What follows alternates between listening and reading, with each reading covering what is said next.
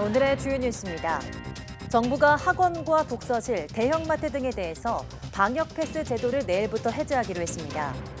방역 패스를 확대했던 지난달보다 유행 규모가 감소하고 의료 여력이 커져서 위험도가 낮은 시설의 방역 패스 제도를 완화할 필요가 있다는 판단입니다.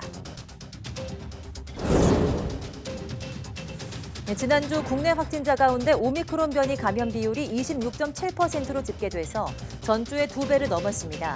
질병관리청은 오미크론 변이가 이번 주말쯤엔 국내에서도 우세종이 될 것으로 예측했습니다. 4명까지였던 사적 모임 허용 인원이 오늘부터 3주 동안 최대 6명으로 늘어납니다. 하지만 식당과 카페, 실내 체육시설 등은 저녁 9시까지, 학원과 PC방 등은 밤 10시까지 등 영업시간 제한은 유지됩니다. 유럽에서 오미크론 변이가 가장 먼저 확산했던 영국이 방역 규제를 푸는 방안을 검토하고 있습니다. 최근 신규 확진자가 급감하고 오미크론 변이 사태가 지나가고 있다는 분석에 따른 겁니다.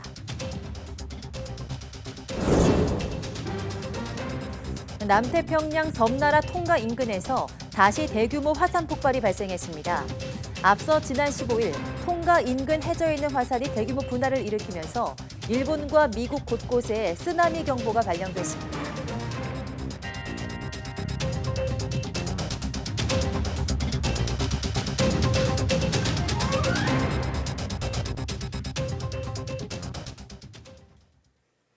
네, 여러분 안녕하십니까? 1월 17일 사이언스 투데이입니다. 코로나19 신규 환자가 3,000명대로 내려갔지만 일주일 전보다 854명, 2주 전보다 734명 증가하면서 유행이 다시 확산하는 모습입니다. 오늘 0시 기준 신규 확진자는 3,859명으로 전날보다 335명 줄었습니다. 휴일 검사자 수가 감소한 영향인 것으로 보입니다. 이 가운데 국내 발생은 3,551명, 해외 유입은 308명으로 분류됐습니다. 위중증 환자는 579명을 기록하면서 지난해 11월 24일 이후 54일 만에 처음으로 500명대로 내려왔습니다. 사망자는 하루 사이 23명 늘어나 누적 6,333명이 됐습니다. 코로나19 위중증 환자 수가 감소하면서 최대 90%에 근접했던 수도권 중환자 병상 가동률이 30%대 초반까지 떨어지면서 안정을 보이고 있습니다. 중앙사고수습본부 집계를 보면 어제 오후 5시 기준 수도권 중환자 전담 병상 가동률은 전날보다 1.9%포인트 높아진 33.6%를 기록했습니다. 지역별로 보면 서울 중환자 병상 가동률은 38.4%, 경기는 31.9%, 인천은 24.4%입니다. 남은 병상은 서울 284개, 경기 433개, 인천은 93개로 수도권을 통틀어 810개에 이릅니다. 전국 중환자 병상 가동률도 32.3%로 전날보다 0.5%포인트 높아졌습니다. 내일부터 독서실과 대형마트, 학원, 영화관 등 마스크를 항상 쓸 수 있고 침방울 배출 가능성이 작은 6종 시설에 대해서 방역 패스 적용이 해제됩니다.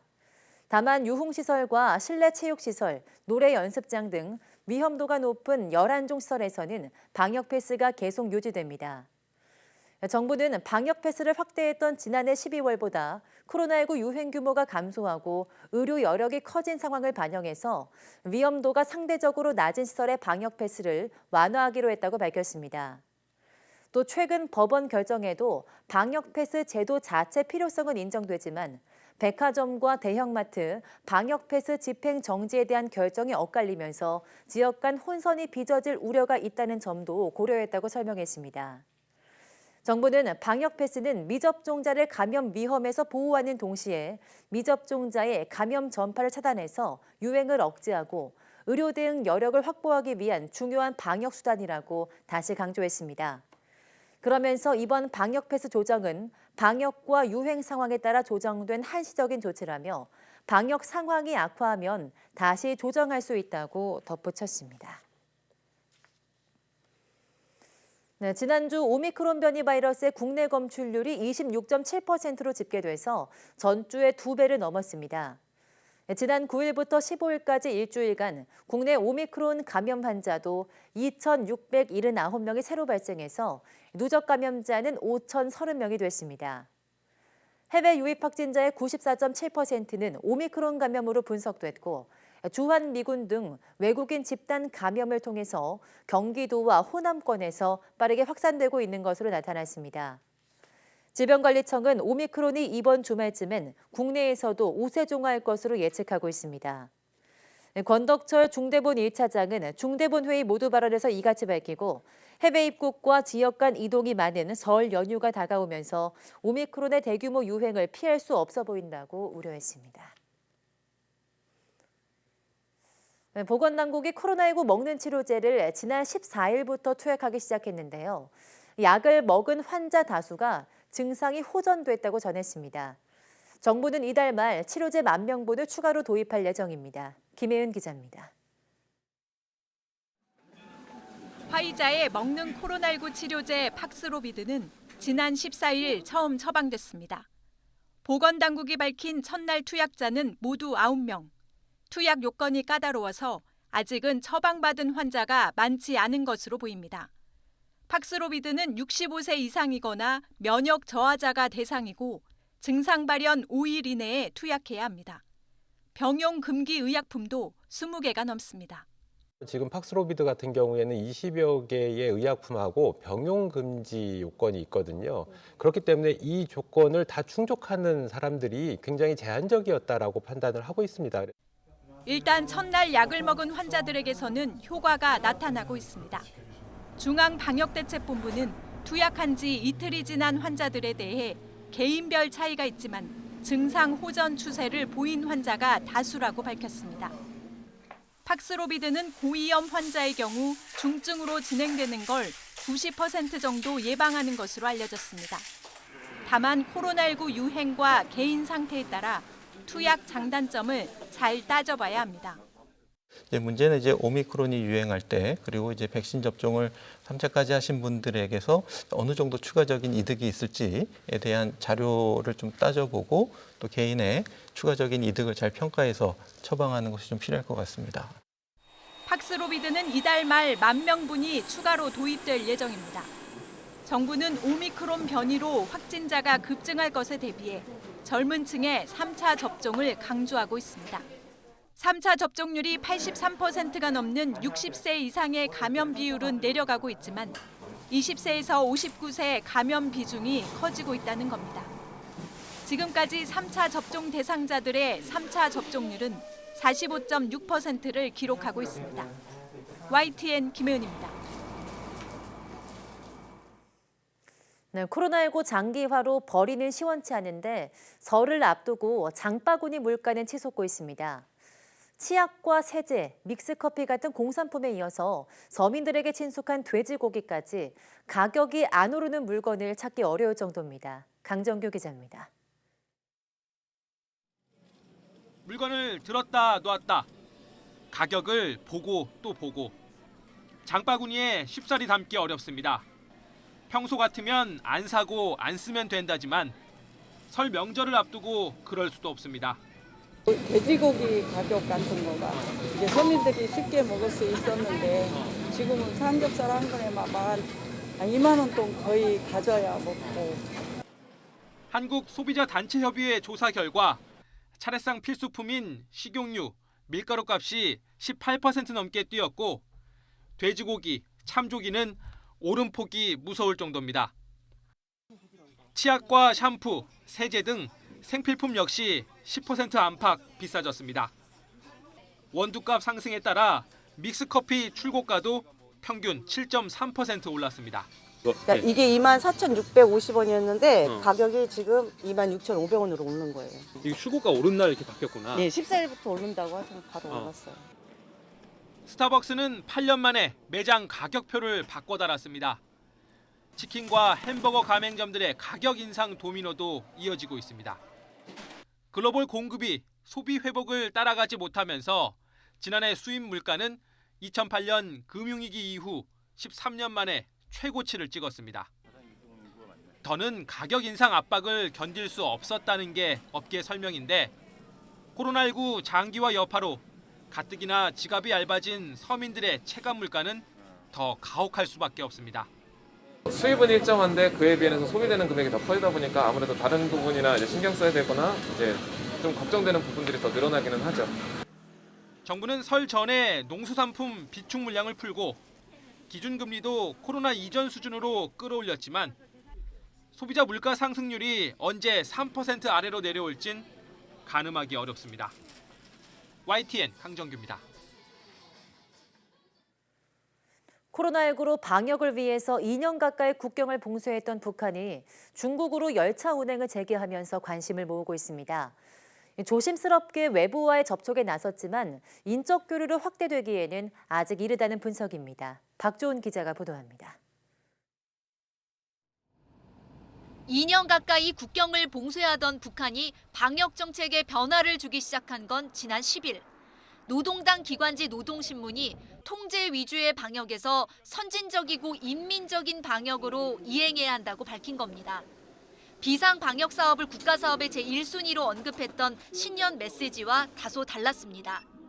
북한이 최근 새롭게 제시한 선진적, 인민적 방역이 어떠한 방향성을 가지고 구체화되는지, 특히 국경 봉쇄 등 통제 위주의 방역 정책에서 조정과 변화 등의 조치로 이어질지를 주시해 나가고자 합니다. 북중 간 화물열차 운행으로 변화를 맞은 것으로 보이지만 인적 교류까지 이어질지는 좀 더 지켜봐야 할 것으로 보입니다. 정부 당국자는 열차가 북으로 돌아가더라도 평안북도 의주방역장에서 20일 이상 방역 조치를 할 것으로 내다봤습니다. 교류가 확대되기에는 그만큼 시간이 걸릴 수밖에 없다는 관측입니다. 다만 이른바 국제사회의 백신 지원을 통한 대화 복원이 현실화할지는 여전히 관심사입니다. 또 올해 경제계획 목표 달성과 주민 생활의 어려움을 완화하기 위해 문을 더 열 가능성이 있다는 관측도 제기됩니다. 북한이 화물열차 운행을 계기로 조심스럽게 다시 외부와의 접촉에 나서면서 향후 북한 행보에 이목이 집중될 것으로 보입니다. YTN 박조은입니다.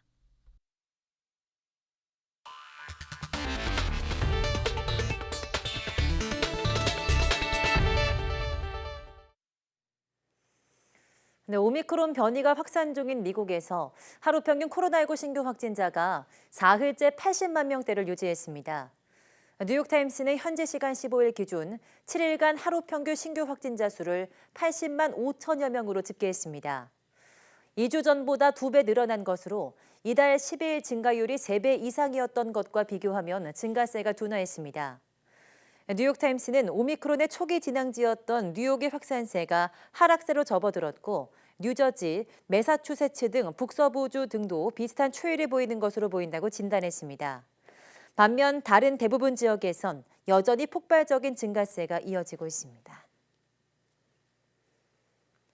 유럽에서 가장 먼저 오미크론 변이가 확산했던 영국에서 방역 규제를 푸는 방안이 검토되고 있습니다. 최근 신규 확진자가 급감하면서 오미크론 변이 사태가 진하고 있다는 희망 섞인 관측에 따른 겁니다. 이동헌 기자입니다. 영국 정부가 현재의 방역 규제를 담은 플랜 B의 유지 여부를 재검토할 예정인 가운데 규제가 완화될 것이란 현지 언론의 보도가 이어지고 있습니다. 올리버 다우든 영국 보수당 의장은 현지 시각 16일 언론 인터뷰에서 코로나19와 관련해 긍정적인 신호가 나오고 있다며 방역 규제를 해제할 수 있을 것 같다고 말했습니다. 선데이 익스프레스는 정부 고위 관계자를 인용해 방역 규제가 대부분 해제될 것이라고 전했습니다. 중등학교 등에서 마스크 착용 의무가 사라지고 백신 접종을 완료한 경우 입국 후 코로나19 검사도 없애는 방안이 검토되고 있습니다. 이 같은 방역 규제 완화 움직임은 최근 코로나19 신규 확진자가 급감하고 있는 데 따른 것입니다. 이날 영국의 코로나19 신규 확진자는 7만 900여 명으로 작년 12월 14일 이후 가장 적었습니다. 최고치였던 22만 명의 3분의 1 수준입니다. 사망자도 88명으로 줄었습니다. 더 타임스는 백신뿐 아니라 코로나19 감염에 따른 면역 효과가 오미크론 변이 유행을 극복하는 데 도움이 됐다고 보도했습니다. 영국은 상대적으로 느슨한 방역 규제를 유지해 왔습니다. It's no wonder that we are the freest country in Europe. This country is leading the world in learning to live with COVID.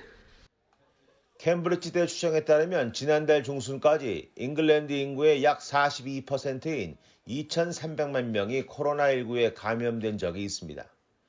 더 타임스는 영국이 코로나19 종교를 가장 먼저 선언하는 나라가 될 수 있지만 15만 명이 넘는 코로나19 사망자 유가족에게는 너무 큰 대가를 치른 패전이나 다름없는 승리일 것이라고 전했습니다. YTN 이동원입니다.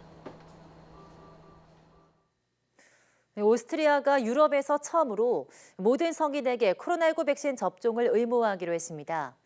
오미크론 변이에 맞서기 위해서는 백신 외에는 대안이 없다는 인식이 커지면서 백신 접종 의무화를 도입하거나 추진하는 국가들이 늘고 있습니다. 보도에 김현근 기자입니다.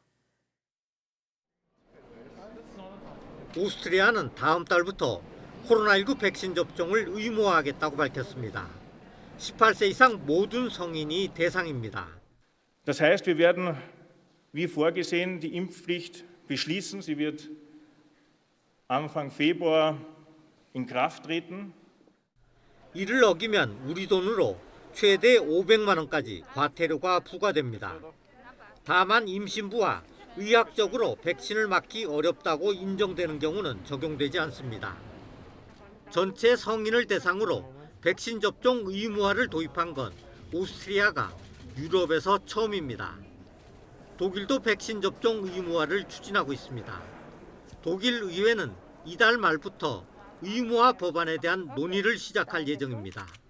여론조사에서도 대다수가 백신 접종 의무화를 지지하고 있습니다. Ich bin ohne Wenn und Aber für eine Impfpflicht. Ich bin für eine Impfpflicht ab 18. Ich glaube, dass wir sonst, also im Herbst, wieder vor einer Situation stehen. 성인 전체는 아니지만 취약층을 대상으로 백신 접종을 의무화하는 나라도 늘고 있습니다. 이탈리아는 50세 이상, 그리스는 60세 이상에 제한적으로 백신 의무화 제도를 도입했습니다. 유럽 외 지역에서는 에콰도르와 타지키스탄, 투르크메니스탄, 인도네시아 등이 백신 의무화를 도입했습니다. 하지만 이 같은 강제성을 띈 정책에 대한 반발이 만만치 않습니다. 곳곳에서 항의 시위가 이어지고 있습니다. Mir geht es einfach darum, dass jeder selbst entscheiden soll, ob er sich impfen lassen will oder nicht. Ja, wer das machen will, soll das gerne tun, aber man soll auch akzeptieren, dass es welche gibt, die es nicht wollen. 지난 주말에도 독일과 프랑스, 이탈리아, 스페인 등 유럽 주요 나라들은 백신 접종과 규제 조치에 반대하는 시위로 몸살을 앓았습니다. YTN 김영근입니다. 네, 독일에서 코로나19가 사상 최고 속도로 확산하고 있습니다. 독일 보건당국은 최근 일주일간 인구 10만 명당 신규 확진자가 515.7명으로 처음으로 500명을 넘어서며 사상 최다를 기록했다고 밝혔습니다. 하루 신규 확진자도 5만 2천여 명에 이릅니다. 신규 확진자 중 오미크론 비중도 73%로 올라서면서 우세종이 됐습니다.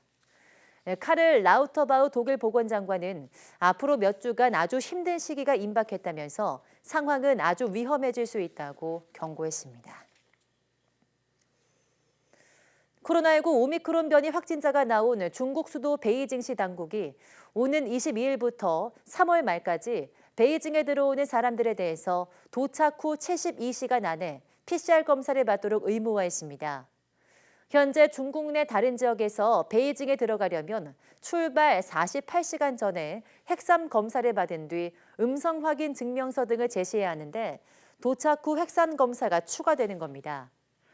핵산 검사 의무 기간을 3월 말까지로 정한 것은 베이징 동계올림픽과 패럴림픽, 그리고 3월 초에 열리는 전국 인민대표대회와 전국 인민정치협상회의 연례회의 일정을 감안한 것으로 보입니다. 앞서 베이징시 당국은 지난 15일 하이덴구에 거주하는 한 주민이 오미크론에 감염된 것으로 확인됐다고 밝혔습니다.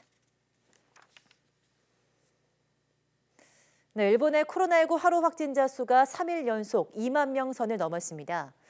공영방송인 NHK 집계에 따르면 16일 저녁 6시 반 기준 일본의 하루 신규 감염자 수는 25,483명으로 나타났습니다. 일본의 하루 확진자 수가 2만 명을 넘은 것은 지난 14일 22,043명에 이어서 사흘째며 특히 그제와 어제 모두 2만 5천 명을 넘었습니다. 다만 코로나19로 인한 추가 사망자는 보고되지 않았으며 중증 환자도 하루 2명이 증가한 235명으로 집계됐습니다. 일본에서는 오미크론 변이의 등장 이후 지난 1일 500명 수준이던 하루 신규 확진자 수가 보름 만에 무려 48배나 급증했습니다. 남태평양 섬나라 통가에서 대규모 해저 화산이 폭발해 세계 곳곳에서 쓰나미가 관찰됐습니다. 이 화산 폭발 현장에서 60여 킬로미터 떨어진 섬나라 통가는 통신이 끊겨 피해 상황이 아직 확인되지 않고 있습니다. 보도에 이상순 기자입니다. 페루 남부 해안 도시 피스코에 바닷물이 밀려들고 있습니다. 남태평양 통가 인근의 해저 화산 폭발 지점에서 10,000km나 떨어진 곳입니다. 바닷물이 순식간에 무릎 높이까지 차오르면서 해안 도시는 아수라장이 됐습니다.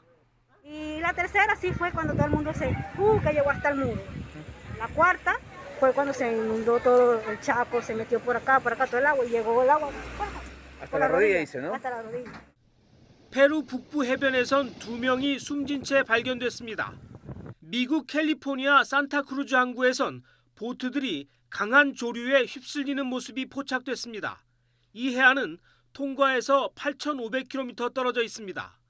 미국과 에콰도르, 칠레 등 태평양 연안 국가와 호주, 일본 등에 이렇게 쓰나미가 닥쳤습니다. 하지만 화산 폭발 현장에서 불과 60여 킬로미터 떨어진 섬나라 통가의 피해 상황은 아직 알려지지 않았습니다. 폭발 충격으로 해저 통신선이 손상됐고 거대한 화산재 구름 때문에 공중 접근도 힘든 상황입니다. Obviously a very difficult situation at the moment, given the communications we understand in Tonga have been pretty significantly impacted. 이번 분화는 화산재와 증기 가스가 20km 상공까지 솟구쳤고 분출 반경이 260km나 됐습니다. 통가는 쓰나미 경보 발령 직후 주민들이 대피했고 해안 근처에 궁이 있는 통가 구강도 고지대로 대피한 곳으로 전해졌습니다. 뉴질랜드와 호주, 미국 등 여러 나라가 구조와 피해 지원을 약속했습니다. A clear indication that has come from Tonga is the need for water. The ash cloud has, as you can imagine, caused contamination. That's on top of already a challenging environment in terms of water supply, and so that's what the Defence Force are very focused on. 통가인들이 모인 페이스북에서는 현지에 있는 지인과 연락이 닿은 사람들이 전한 피해 상황이 공유되고 있습니다. 통가는 제주도의 40% 크기이고 인구는 10만 5천 명 정도입니다. YTN 이상순입니다.